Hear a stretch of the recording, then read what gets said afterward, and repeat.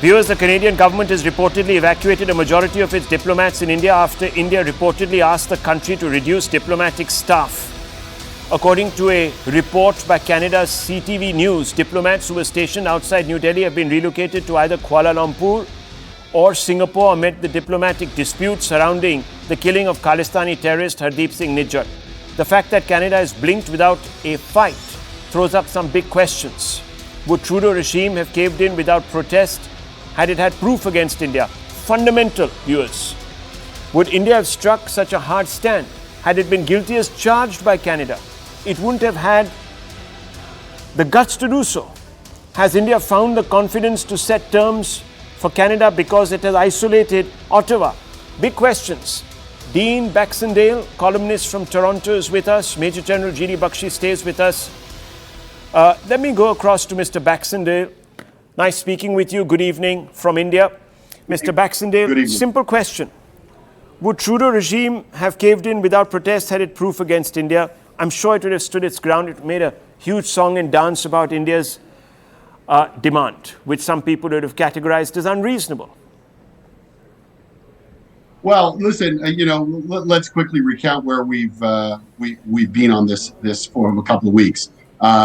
Trudeau, as you know, arose in Parliament to proclaim that he had credible information regarding the murder of Najir, and that ultimately that this was carried out by the Indian government. That was the allegation, as we all know, and it's led to a tit-for-tat retaliation, expelling of diplomats specifically, the shutting down of consular services or the opportunity for visas for Canadian citizens to go abroad to India. And naturally, this is accelerated even to the Five Eyes, where Blinken, has spoken out specifically and showing some level of support for Canada, but not fully endorsing it. I think that, you may be jumping to a conclusion here.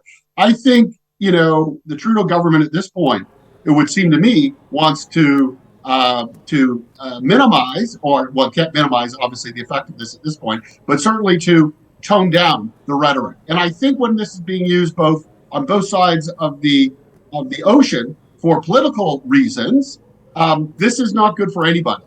There is an existential enemy that we should all look towards, which is China, and that we should be working collaboratively together on solving those problems. This does not help Canada, does not help India in the long run, and I hope that we can, again, tone this down. I'm not going to speak for the Prime Minister and his rationale behind doing it, but this is very serious, and it's gotten to a level of escalation that I don't think we need to have.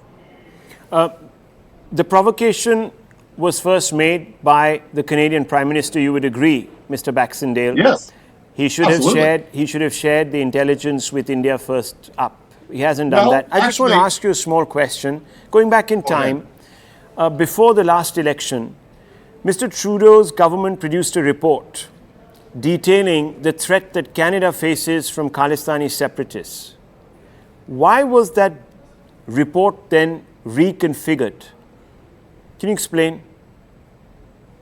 Listen, I don't know about the reconfiguration of the report, but the Khalistani separatist movement and terrorism against India has been an ongoing problem for over 40 years. The reason I picked that point, I'm sorry to cut you off. Yes. The reason I picked that point, sir, was because it tells you the problem.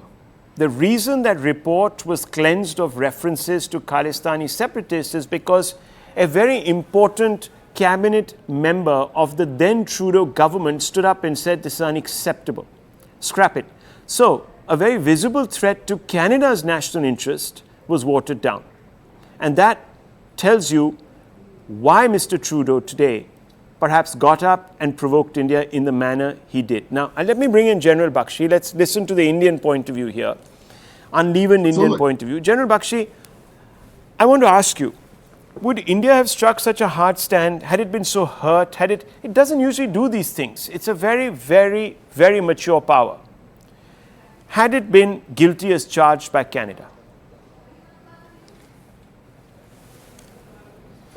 Rahul, I'd like to state unequivocally that what Mr. Trudeau said, the Canadian Prime Minister, was not, he said credible allegations.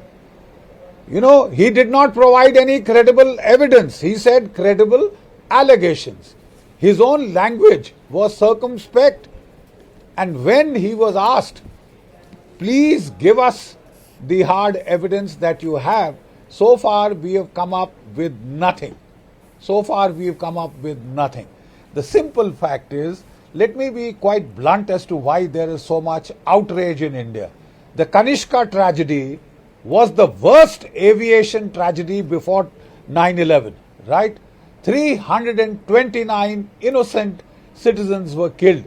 268 of them were Canadian citizens of Indian origin.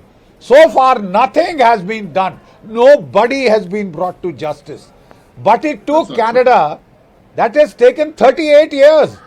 But it took Canada 3 months to point a smoking gun at India. And then we said, just show us the smoking gun. There is nothing. We have been giving dossier after dossier to say, look, under the rubric of freedom of speech, you are sheltering people who are openly displaying guns, who are involved in drug peddling, who are involved in terrorist acts, who are involved in threatening the life of our diplomats. I mean, how much can you get more explicit than that? Okay. But there has been a Nelson's eye. There has been let me bring in Mr. Baxendale once again. The Indian allegations. Okay. But credible allegations from the Canadian side. Okay. Yeah. Two questions to you, Mr. Baxendale. I don't know if you're aware, but today in Surrey once again, we got photographic evidence to suggest that those posters threatening Indian diplomats with assassination were put up again. One, will Canada hold itself responsible if an Indian diplomat is killed on the back of such a threat? Number one. Number two, sir, what exactly is meant by credible allegations? Do you think that they can stand up in court? And do you think it behoves the Prime Minister of an ally country to use this expression to label another country as some sort of a transgressor state? Two questions to you, sir. First, the first question. The Canadian government should be stomping out any of this kind of hate speech against Indian diplomats and against the Indian diaspora community. We have over 1.4 million Indians in this country, and we need to respect all of those citizens' rights and not to take the sides of 1,000 or less hardline extremists who have been working on behalf of this Khalistani separatist state for eons. And so Canada needs to stand up, and Canada needs to take responsibility if something does happen to an Indian diplomat, for sure.